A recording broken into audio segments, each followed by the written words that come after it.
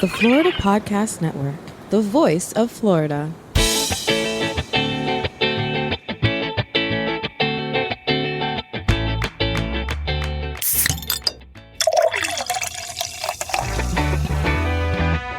From Mallory Square in Key West to the Governor's Mansion in Tallahassee and all points beyond, you're listening to the Florida Beer Podcast, powered by FloridaBeerBlog.com, your source for all things related to the craft beer community in the Sunshine State. And now your host, Dave Butler. Welcome to Sebastian, as in the Florida city, not the crab. Anyways, Florida Beer Podcast, thank you so much for listening. This is Dave, your host and author. Pete Anderson, the owner of Pareidolia Brewing in Sebastian, has been a longtime friend of the podcast. We actually did a little bit of work a couple of years ago trying to get some meaningful laws passed through the Florida legislature. We're going to be talking about that, don't worry. But he's been on couple of different episodes. We spoke to him live last when we were at the Treasure Coast Wine and Ale Trail, which is a event and organization that he actually helped to co-found. So he's been very big and very instrumental in the Treasure Coast beer scene.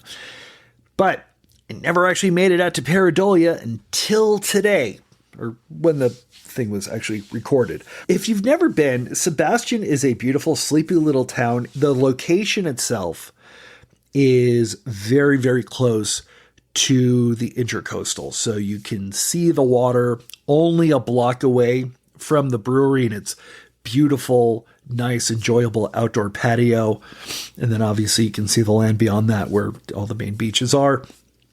They're very close to a nice municipal park that has a bunch of stuff going on. It's absolutely fantastic. And obviously Pete is there with some killer beers. And from what our field producer Steve said, some absolutely killer food as well. Unfortunately, the kitchen was not open when I was there to speak with Pete. So because we chatted for a long time, obviously there was a lot to talk about. This will be a two-part episode, and this episode is going to be focused really on Pareidolia. What it was like creating a brewery in a city that did not have a brewery before. Now Sebastian's got two, and obviously, hopefully we can get more there. Creating the brewery, their original location that was in a small strip mall, moving it to their current location, and creating beers that would really resonate with the town residents and snowbirds that come in as well. So finally, very happy to welcome Pete Anderson of Pareidolia Brewing to the show, and excited for you to hear all about what he has to say. Enjoy.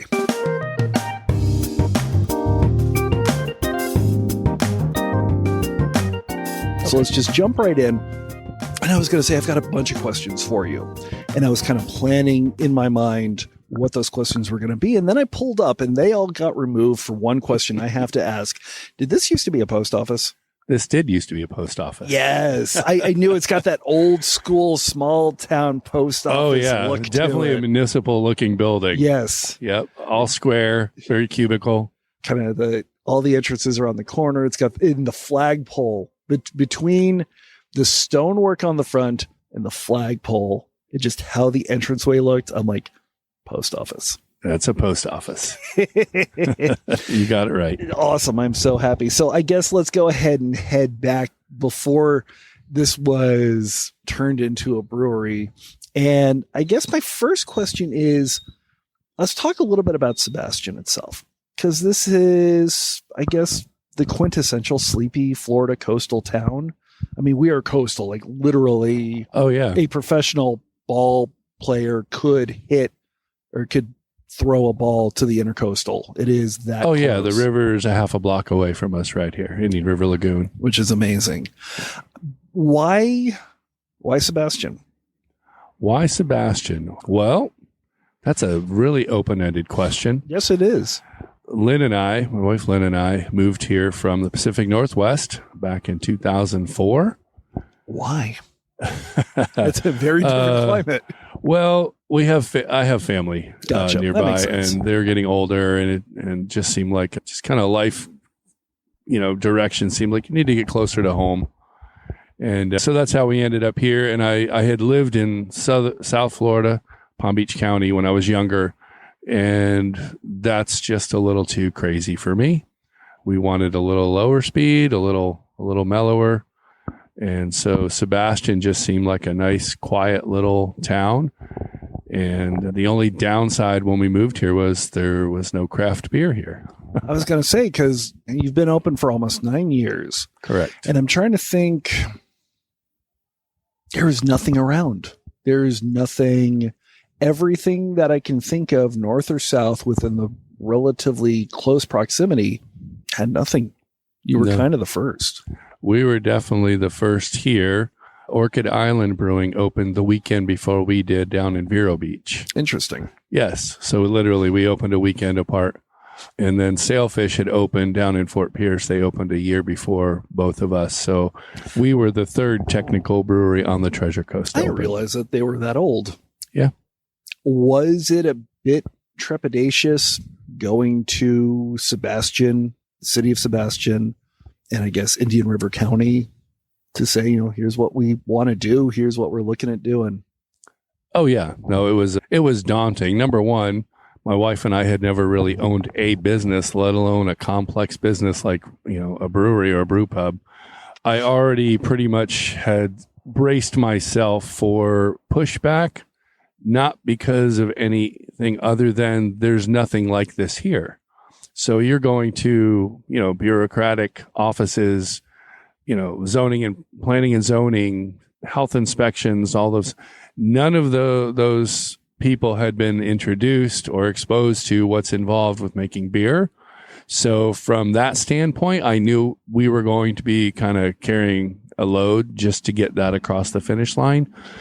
So that had a lot of education aspect. How much of it was you needing to teach the people this is what you need to look for as they're looking for those most things? of it, yes. You're spot on. It helped that I was a teacher for 12 years. I was going to say you were a fourth grade teacher. I was an elementary school teacher for 12 years. So I kind of went into it knowing I'm going to educate these folks on what we want to do. It's not like there weren't breweries all over the country already. They just weren't here. So a big part of what we had to do was really spell out very clearly the process of brewing beer, what's involved with it, how the water is used, wastewater, those kind of logistical things. Initially, I felt like we were treated as if we were trying to make fireworks with child labor, which that slowly eased off to what once I explained to them and showed them how the whole process worked. And it helped that our first location was in a little strip mall. We were very small. I mean, the whole space was 1,200 square feet. So Gotcha. That was kitchen, cold room, tap room, everything, bathrooms, 1,200 square feet. We were brewing in a 10 by 10 room. Our kettles fit on a table. It was basically 60-gallon Blickman kettles on a table with electric burners. So basically your homebrew setup almost. it was a homebrew setup on steroids. We got this, I think after 2 or 3 months, we got the insert. So we went from 1 barrel to 3 barrels within a few months. But that was a small enough scale that the inspectors and people who were involved could at least visualize what we're doing. We're cooking wort. We're cooking hot water, essentially. Yeah. Now, I would assume that you had been homebrewing before that time. Yeah, we started that. Lynn and I homebrewed as a hobby back in San Diego back in 93 is when we started. Did you ever bring in some of the homebrews for them to, if not get drunk and get them to sign, to at least show them this is what the product is going to be at the end? Never had to do that. No one ever asked about that. I mean, I think it was just the mystery was, okay, we all know what beer is, but how are you going to create that in this space? Without any prior knowledge of the process of brewing, they literally had no idea. When they hear about crushing grains, they're, the engineers. It sounds big and mechanical and industrial. Almost. Oh, it sounds, yeah. And the fire inspectors, when they hear grain, they think of the giant grain fires that would happen out in the Midwest that still occasionally happen when they didn't have explosion-proof motors. So in their mind, it was like the worst case scenario is you can have this entire plaza blow up while you're crushing your grain. We knew that wasn't ever going to happen, and we didn't we didn't mill the grain. We had to use the word crush the grain. Gotcha. Because we were just cracking the kernels open. Had to explain that to them and show them literally. Had to show them this is what it does. There is a little dust, but it's not what you think. So Gotcha. How did you do all of that in a 10 by 10 location in a 1,200 square foot location? Once I was able to get a hold of pre-milled grain for my base, I paid the extra money and had that done. Yeah. We still do. Even though we're on a 5-barrel now, we still get that done. We would go out back behind the building and we'd have our little mill on a drill over the buckets, old homebrew style. And powered by, I guess, DeWalt or something. Yeah, exactly. Yeah. That was it. It was very much, it was far closer to doing homebrew at that scale than we are now. Now we do over 400 barrels a year. There's no way I could have done that on the old system or in the old space. No, absolutely not. But you've got this 1,200 square foot location in a strip mall in a place where the inspectors don't totally know what craft beer is, in a city where there really isn't a whole lot of that around. That seems like a recipe for quiet nights and an easy closure. Clearly, this did not happen to you. Why do you think that is? What did you do to stem that tide? I think there's a lot of different reasons why we're still here. I guess the biggest thing was we knew we had to educate the town on what we were trying to do. Not only was it the product, craft beer was, ultimately the product, but it was the space we created. From the get-go, we wanted to be family friendly. We had coloring sheets, we had games, we had a giant Jenga out back for the kids to play, the blocks, dog friendly outside. Where we were living in the Pacific Northwest, those places were everywhere. We had to show people that, because there were definitely arguments being made when we first opened that, why are you having kids come to bars? And that's the thing. Is a brewery a bar? No. Why? I want It's to a hear community. your reaction. I know mine, but I want to hear yours. Outside of what we'll say, aside from production breweries, like large scale production breweries, if you have a tap room and you're making beer, you have a community. Your brewery it's filled with a lot of different players, and it's contributing to the community in ways where you host events, you help with fundraisers, you're a meeting place for local politics if need be. You create the space first. The product is just kind of how you maintain that space, is the way I look at it. And it's interesting that you mention meeting space, especially for local politicians, because I've known other breweries that are in cities that, amazingly enough, aren't as big as Sebastian. Mm-hmm. And that seems to be something that they also gravitate towards as well. Is that something that you tried to openly market towards a lot of the organizations? Be like, we are a space. If you are concerned about who we are, come in and take a look. And then, yeah, I mean, we don't market us as, say, a large group or large party, because we're not that big. I mean, we have room for enough people. And as far as the political side of things, it's a slippery slope. We really do try to stay neutral in the politics. However, if each side, each party or whatever wanted to do something here, and we talked with them about what it was all about, if we felt that it could be done in a civil way, that people can simply meet and hear what has to be said. I can give you a quick example. Sebastian we went through some turmoil a couple years ago where 3 of our city council members were actually basically recalled.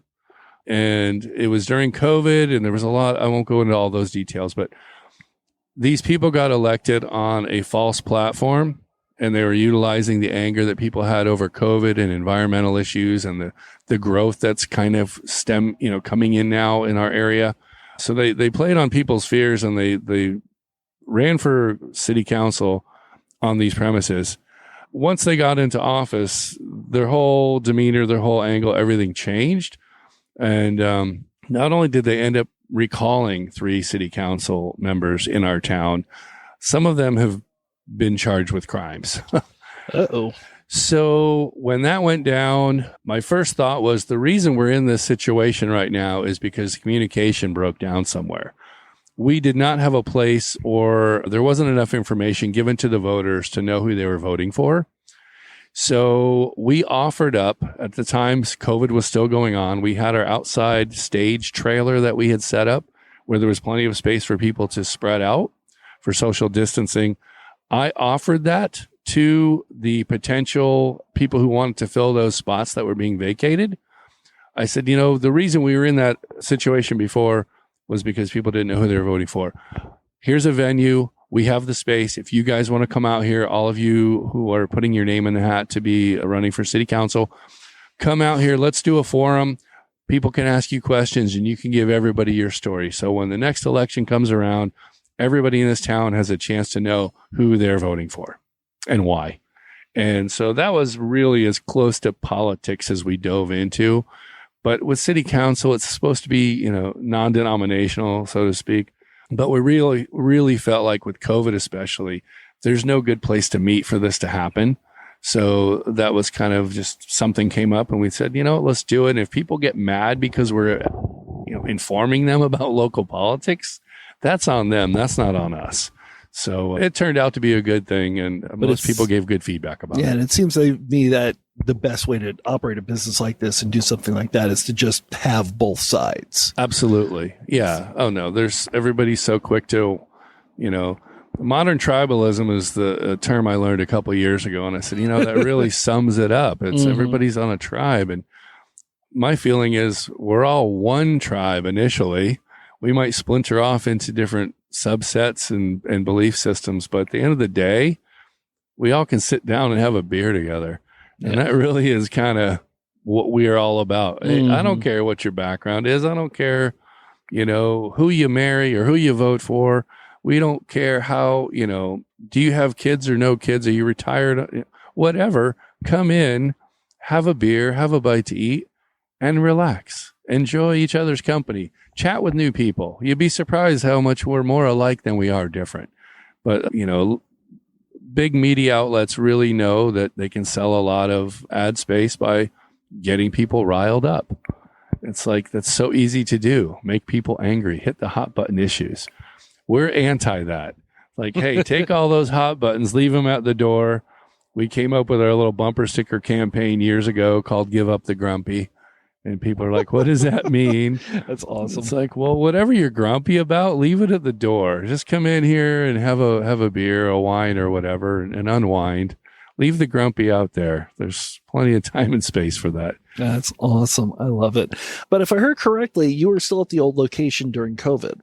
No, we were here. You were here. Okay. When did you move to this location? We moved over in the current location in 2017. Gotcha. So opened in 2014 at the old place. Our 3-year lease was up, so we came over here. Now this has to have presented all new challenges of its own, because I would assume that since it was a post office, there was still a little bit of attachment with the federal government, kind of similar to what Walking Tree had to do with their former U.S. naval warehouse. Fortunately for us, it had gone through some incarnations before we got to it. Gotcha. So you weren't, it wasn't post office. Then it was a hardware store, an Ace hardware store, I want to say, for like a decade. Really? That seems like a small space for that. It was.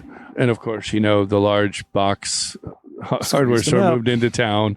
And then for a short run, there was a marine hardware store, which had the best stainless steel selection of things. And then that ran its course. And then for a very short period of time, it was kind of a consignment shop. Okay. People had booths set up inside. Again, small space for that. Yeah, absolutely. But the owner of the building he was a tenant in the same plaza we were at. He had a bookstore at our old place. And so I knew him. He had told me about this building. He acquired it. So the government attachments, I guess, were all taken care of years before we got here. So that part wasn't an issue. So obviously we have to go in because a post office, 2 hardware stores, and a consignment store, none of these require drains. Correct. None of these require anything close to a hood. No. So you had to go in and play around a little bit. Oh, yeah. No, the upside was it was a big open space up front. And even in back where the brew area is, it was kind of a blank slate. But yeah, and the plumbing was old, so we had to add a couple of restrooms. We had to add some new plumbing. We had to cut the drains in, upgrade a lot of the power. We had to run a separate power to the brewery because the drain the draw we needed, the existing line to the building wouldn't cut it. So Gotcha. naively, we thought we had enough money in the bank to come over here thinking, oh, it's an existing building. This won't be hard. We undershot our estimate at least by $100,000. Gotcha. Which we didn't know where that was coming from, to be honest with you. So it was a stressful move to come over here because we were way undergunned financially for what it ended up taking. Gotcha. Once you did make the move, did the community move with you effortlessly? Yes. When we were looking to move, we knew, well, we started small. That was all the money Lynn and I had to start with. But we also said, hey, we'll start small in a place that doesn't have this business at all and introduce it to them. And if we do well, we'll outgrow it. If we don't, we're not going to be living in our car. So that's really how we started on a small scale. When we knew we were doing well after 3 years, we started hunting for a new place.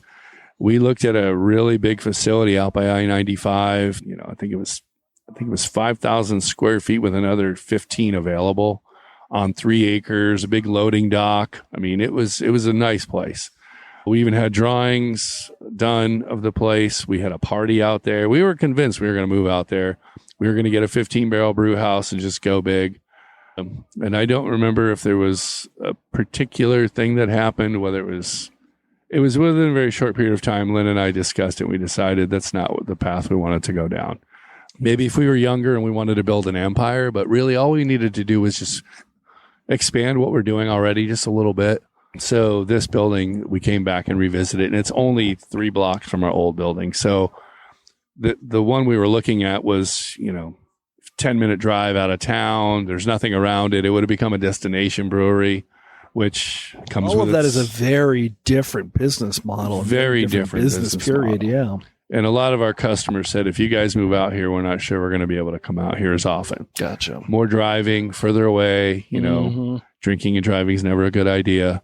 No. So, yeah, this came up, and I knew the owner already. We knew that we had a relationship already from where we were, our previous location. And he literally came out with open arms. When I pulled up, he's like, I knew you'd be here. And he literally said that. And yeah, so then after a few years, it was a handshake deal that when we were ready, we would buy the building, and he honored that, and we ended up purchasing the building. So there we go with episode 1. Obviously, it's a lot more beer focused. We're going to talk a little bit more about Pete's time in the Florida Brewers Guild and working with the legislators here in the state of Florida in the next episode. So definitely come back next week for that. In the meantime, if you want to know when that comes out, best couple things for you to do. First and foremost, follow us on social media. We're at Florida Beer Blog on Instagram and Twitter, FL Beer Blog on Facebook. You can find us on the internet at floridabeerpodcast.com and floridabeerblog.com, which we update regularly, including some beers that Pete was able to give us during this interview. I think Peaches Are Punk was released a few weeks ago, and that was a fantastic beer. If you've never tried that, it's amazing. He didn't put any vanilla, didn't put any oak in there, but just fresh peaches, and it was kind of amazing, the vanilla flavors that he managed to get out of it. So good for him. You can reach us at floridabeerblog@gmail.com. You can also follow us on your favorite podcasting app. Make sure to subscribe to us so that you get those notifications when a new podcast comes out. And if you can, rate us and give us a nice juicy 5-star review to help us reach out to other people. That would be perfectly great.